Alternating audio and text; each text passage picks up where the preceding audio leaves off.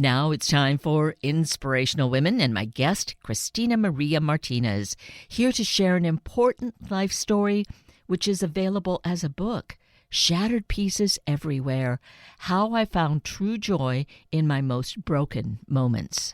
Christina Maria Martinez, it is so wonderful to have you join us this morning. Kate, it's my pleasure to be here. I'm really excited to talk to you.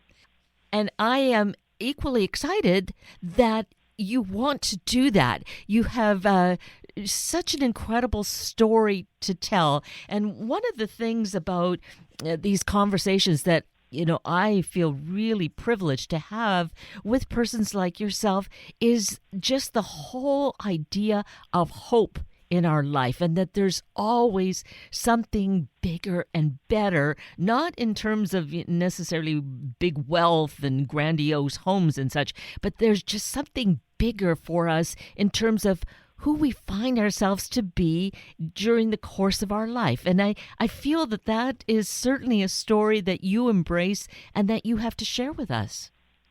Yes, I think, growing up, sometimes depending on what you went through in your life, hope doesn't always seem to be there, and you don't always seem to be tethered to something. But this book really allowed me to share a lot of what that meant for me and what that means for me today, really. And the thing that is really beautiful is your openness, your vulnerability, and really sharing your whole life, being really truthful about what went on.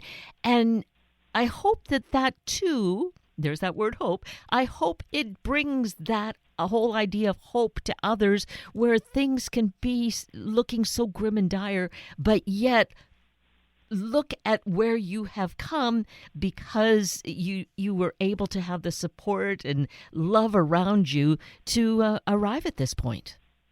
Oh, absolutely. Kate, it's funny that you say that because when I went through this writing process with Aquila Mendez-Valdez, who wrote the book alongside of me, and we had a small team of women around us, another one, Crystal Navarro, when we sat down and they were asking the hard questions. And I think I thought I was going to write this book and talk about my life and just share what became, honestly, like the surface chat of what the memoir I envisioned. I would talk about some difficult things, but not go so deep. And between them and the editor, who's Andrea Locato, they dug into me some things that I even had buried. And I'll tell you, when we came to the part, the book really talks about the darker side, the deeper side. For me, that looked like depression. And Kate, I don't know if I was ready to talk about it, I'll be honest with you, because, we go through life and we kind of hide. I grew up in what would maybe some people think poverty or lesser, alcoholism. I was raised by a single mom. All of these things that as I grew up, I wanted to hide. And I felt like became maybe my darker side, the things that maybe I don't want people to see. And then as I went through life, not sharing that became normal. It just became something that, was like, we don't talk about that, And then, in the book, I talk about an accident after finding, what I felt like was true love. I had an accident, and that kind of catapulted me into another dark side as I'm just kind of finding my way through life. So talking about depression, talking about the things that even as an adult, I felt like I hid from my truest friends. Maybe I felt vulnerable with them, but not vulnerable to share those things.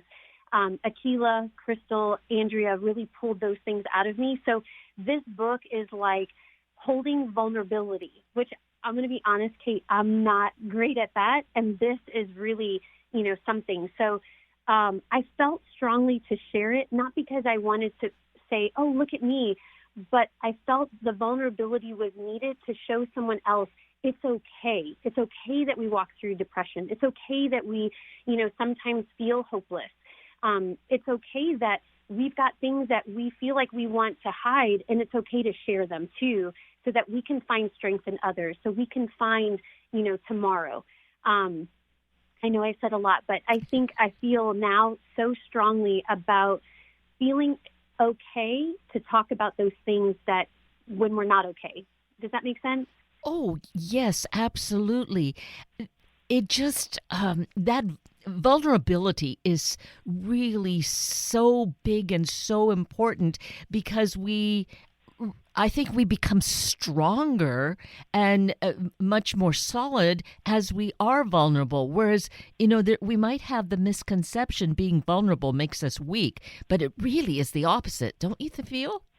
Oh, you nailed it. I mean, you absolutely nailed it because so going into the story when after my accident, I had somebody pull out in front of me and I ended up hitting the windshield and going through that. I went through the windshield and kind of came back in, and with that, just, went through some crazy stuff with my face. I lost a lot of, not to be gross, Kate, but I lost a lot of skin and had a lot of reconstructive surgery.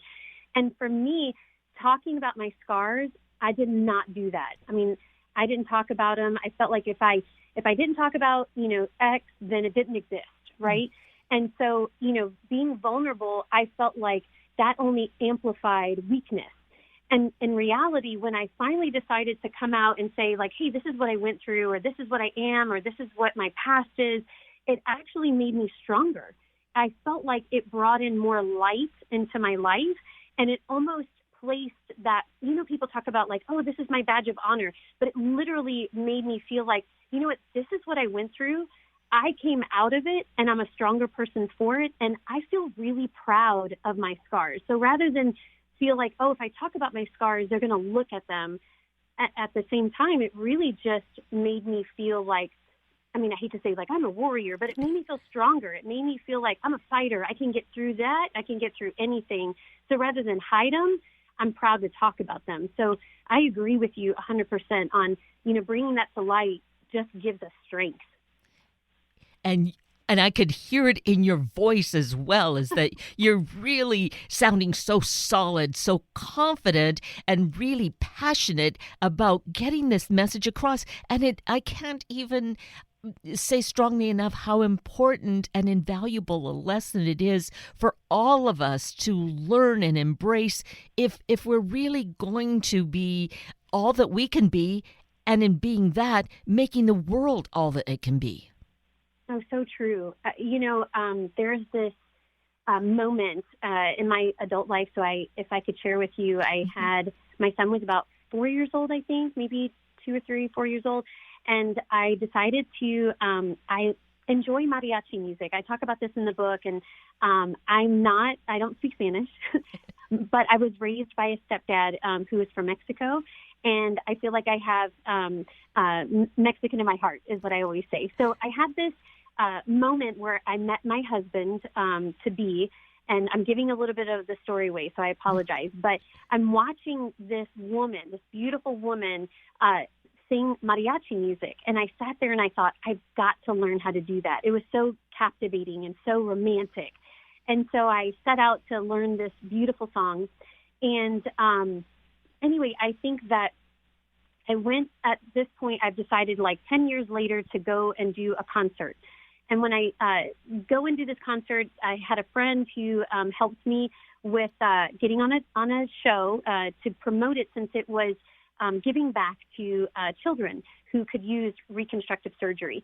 And I was so shy. Remember, I talked about not wanting to talk about scars, not wanting to talk about my life. And at this point, she convinces me to go on the show. And when you look at these two videos, so there was an initial interview and a secondary follow-up one.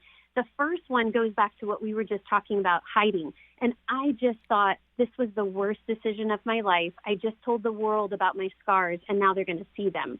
So when you look at that video, I'm kind of closed up, even my body language, very closed up and soft-spoken and shy. And then afterward, it truly gave me strength. It really made me feel invigorated. And I felt proud, what we were just talking about. And so when you see this follow-up interview, I'm this whole other person. And so who you're talking to, Kate, I'll be honest, is very different today than it was those years ago when I did that concert, before I actually performed and before I was interviewed and talked about, what happened to me in the accident and the scars that are on my face. And so I'm excited about life. But I'll be honest, it wasn't always exciting. I mean, it was, depression does something to you. After the accident, I really, truly looked in the mirror and felt like, why did I live, past that moment, of the crash? And how can I live any further than that?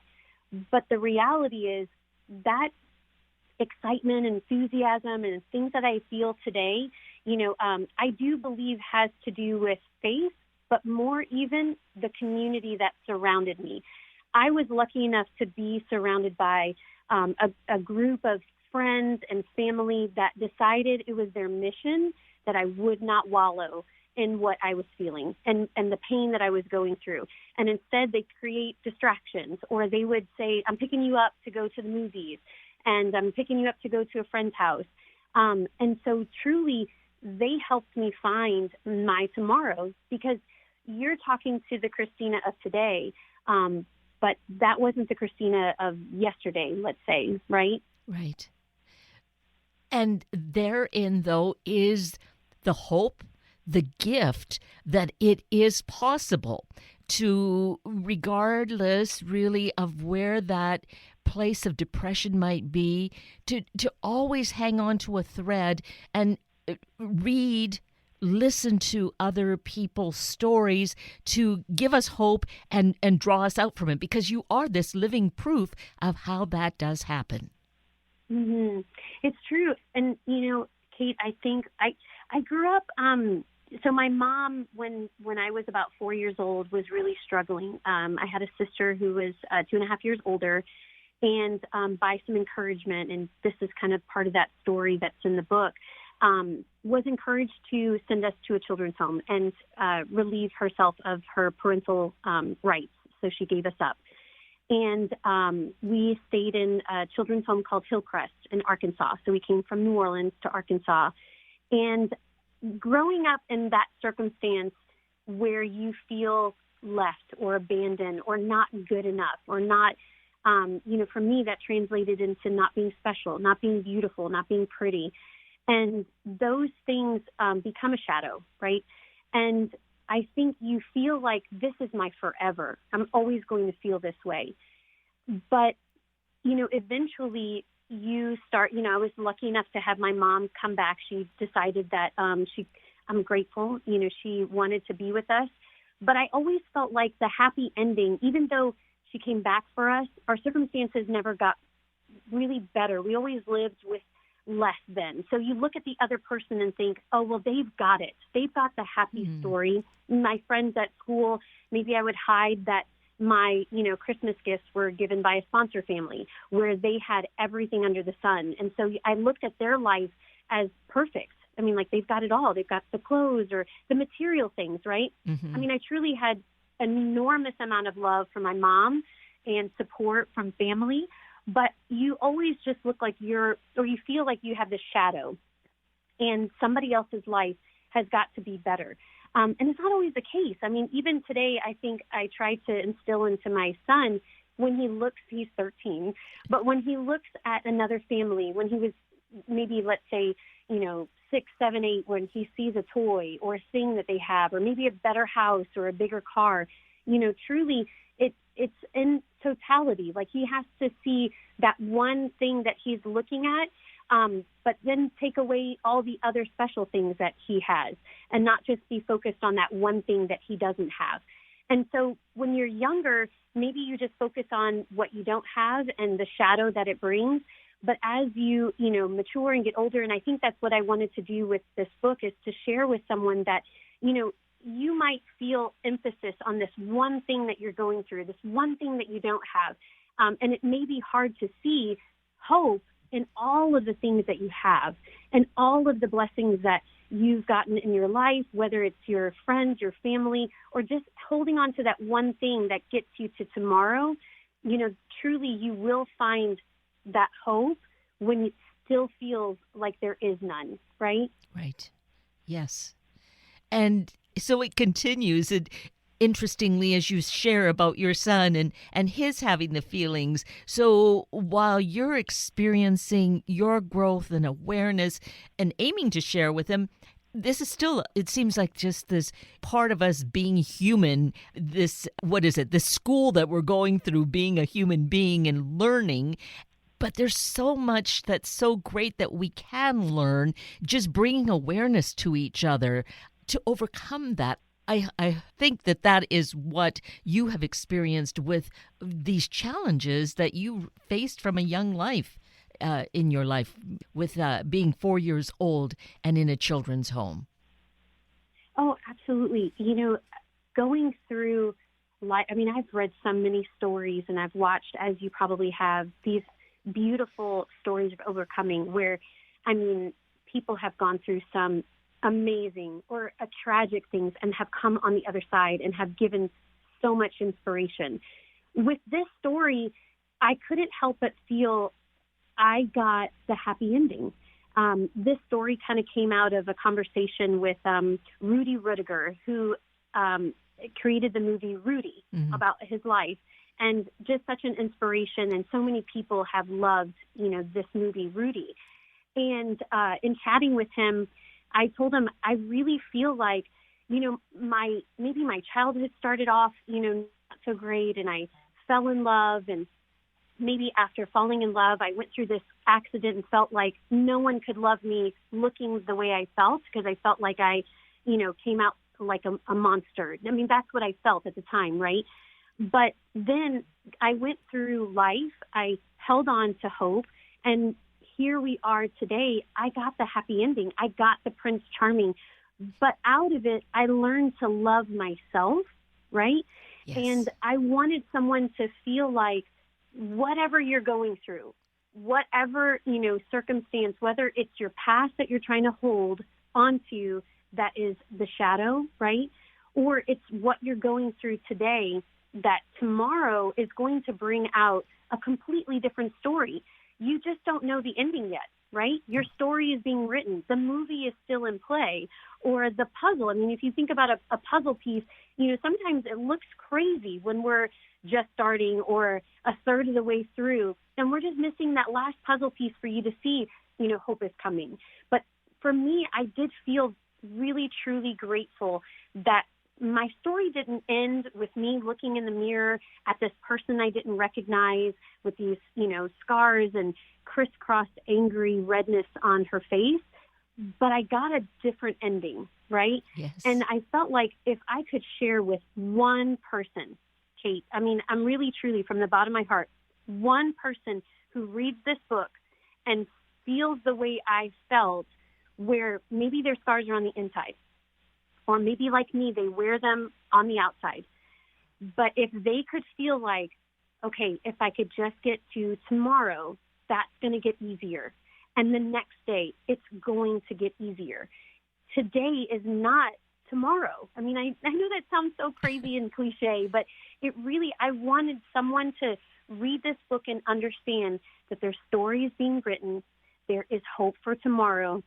And just like the girl that looked at herself unrecognizable in the mirror, that truly it's going to get easier. It's not easy today, right? And but every day is worth living, and that really is it. I'm not a clinical psychologist. I'm not here to feel like I'm an inspiration, of sorts. But if I could just get that message to one person that feels like they've lost hope, or they can't look at themselves in the mirror for whatever circumstance they're going through, but just to keep going, find a community to pull themselves in, to find, someone that they can confide in, someone that would take them and get them to that next, tomorrow, that it'll get easier. It really, truly will. Yes, absolutely. It's finding that community, I think, is really key for probably the majority of us. We hear so much about how people are feeling lonely, thus they're feeling isolated. Reach out. We need to do that. That is going to really make such an impact on the scars. And as you say, Christina, whether they're on the outside or on the inside where no one sees them, we think life is probably perfect for that person. Those scars are there, and all of us, everyone is going through something, right? So I appreciate your message that you really want to have everyone here. And if one person really gets it and really begins to embrace and cherish their life, that's going to make a world of difference. Oh, absolutely. I think about right now we're in Women's History Month, and sometimes we think we need a Prince Charming, if you will, to rescue us. Mm. And for me, I absolutely love that my ending, had a real Prince Charming, who I, eventually married, my Tomas. But in order for me to get to that, I had to love myself, exactly who I was. And, I relate my scars. And for me, I always emphasize mine are on the outside, but I truly acknowledge that for many women, men, but I want to focus on the women as we are here in Women's Month. But my scars are like an arranged marriage. I didn't want them or not even want them. I didn't love them from the start, but I grew to love and appreciate what they meant to me, what they taught me, who they created me to be today. And so I think about, as women, we all have a story, and a lot of them go untold. But if we can embrace those, stories, whether you consider them a scar or not, and let that be that story that gives you strength, that maybe they're your, they're the thing that gets you, to your, next day and gives you hope. But to know that you're enough. Again, I love my husband, and I love that I have that love in my life. I love, love, love. But it's that strength and power and resilience is inside of us. We have it within us. And, getting a community that comes alongside of us and helps us and strengthens us, that is truly what we need. But in us, it's there. And maybe we need a friend to help, find that resting resilience. But, and maybe we feel like we are in this crisis cocoon. There's nothing that, is happening around us. Everything is just, so exasperated right here within what we're going through. But we've got that strength. We've got that resilience, and it's stored up inside. It's sleeping like a little giant. And if we could just grab onto it and not focus on, our past or what's happening, and just truly look in the mirror, love ourselves for who we are. Wow, wouldn't that be? And it's not easy. I mean, Kate, I can't tell you, I look in the mirror every day and I'm like, I'm so excited I went through the windshield and my scars are, the way they are. I don't. No. I mean, some days I don't recognize them. I don't see them, and I don't stare at them. And then other days I get caught up in them, and they make me sad. And I decide, how long that sadness is going to be for. Not every time is the same, but I can't say that I've got the recipe for success. I know how to take those shattered pieces, and they're totally whole. They're not. I mean, I really think that if we can say inside that, we've mastered this, we've got this. It doesn't happen that way, at least not for me, right? But I truly feel like every day got easier, as I was mentioning before.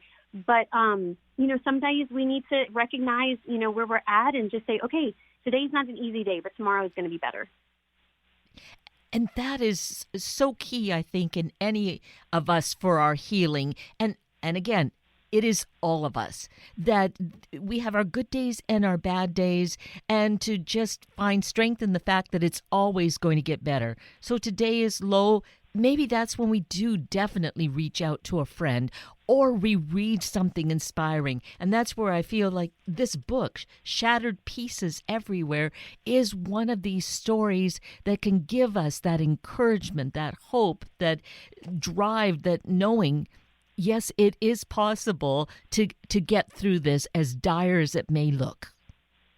Absolutely. Absolutely. You're in that crisis cocoon, but one day you're going to break free, Kate, like that butterfly. You're going to break free, And maybe your wings are going to be a little bit tattered and torn, but that's okay, because guess what? You're out, you're breaking free, you're living, truly living, right? Yes. And so those shattered pieces or broken moments or what we've gone through, it's going to give us strength. We're going to fly. We're going to be strong.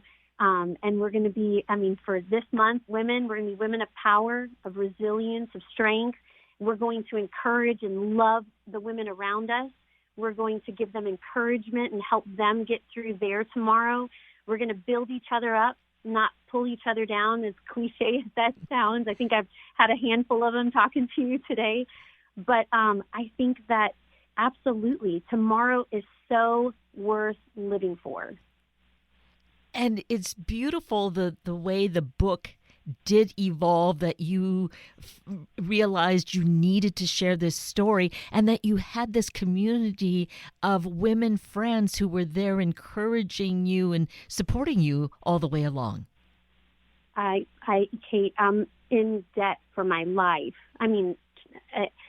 Let my voice come down a little bit and tell you, for my life, I'm in debt to, and I could get emotional. Because truly, when someone sees you in pain, but knows that you're more than today, and I'm sorry, I don't really get emotional like this, but you're making me think of the people that, came around me and, I wrote a book, but not because of me, but because they made me get to the next day. I'm in debt to them, to my mom, to my friends, to everyone. A lot of them are named in the book because they're the reason why I could see to the next day until I could actually embrace my own love for myself, because it wasn't there. So yeah, you struck a chord, Kate. You struck one. I'm in debt to them. Truly, emotionally, but truly. And I have them to thank. I have a beautiful son, a beautiful husband, beautiful friends and family, and so many memories. So this is the 25th year, and that is nuts. 25 years since that accident, to the girl that looked in the mirror, didn't want to live the next day. And yet I can tell you, Kate, I wouldn't be able to write down the memories that I have been excited about and love, for the last 25 years. There's so many, they're countless, but I wouldn't have them if it wasn't for them, Yes. And you're just showing us your vulnerability one more time, Christina, in sharing that. Oh, it's so beautiful. I could just see and putting it, yes, in that perspective. This was 25 years ago, and here you've had all these years and 365 times 25 years, all of that, where it could have been gone, but no, you embraced it. And to anyone who's feeling so down and feeling despair, to think about this, read this story, reach out. So the book, Shattered Pieces Everywhere, your memoir, this is available, of course, at any of our favorite book sources, correct? Yes, ma'am. Amazon's super easy. And one of our favorite team members, Crystal Navarro, is the narrator on Audible. So if you're like me, you're probably listening on Audible or Apple Books. But yes, you can find Shattered Pieces, the actual physical book, in really anywhere. I always encourage Amazon, such an easy, great place to give a gift. And let me tell you, Kate, we have the Kindle version for 99 cents, because I never want price to come in the way.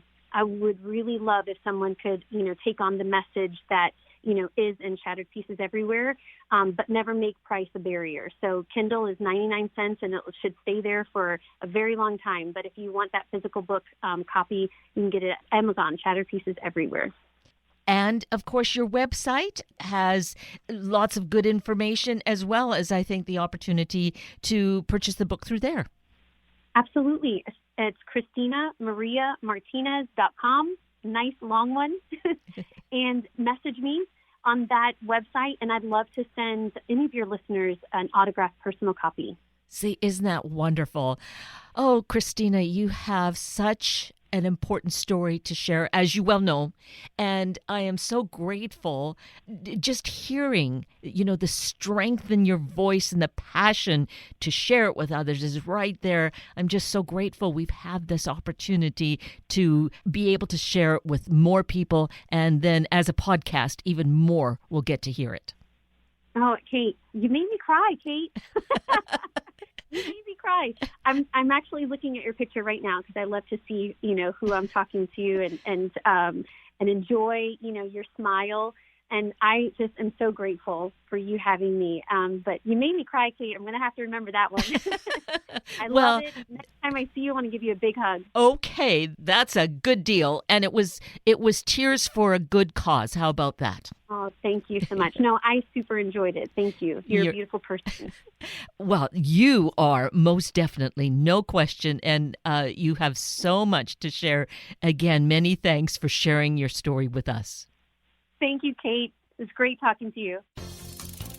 That brings us to the end of a very full hour of Inspirational Women with Christina Maria Martinez and Sunday Morning Magazine with Christina Foxwell. I'm Kate Daniels, your host, and I greatly appreciate your sharing this hour with me and these special guests. For details you might have missed or information you'd like to know, please just send me an email, kated@warm1069.com, and I will get right back to you. Also, if you'd like to listen again or share these important stories with your family and friends, and I hope you do, find the podcast on our Warm 1069 webpage. Just click on the podcast tab, then either of the show names, and then look for the guest names. And now I wish you and your family a day of trusting yourself. Trust to look within and grow. Have a week of the same, and then please plan to be with me again next weekend for another hour of Sunday Morning Magazine and Inspirational Women on Warm 1069. Good morning.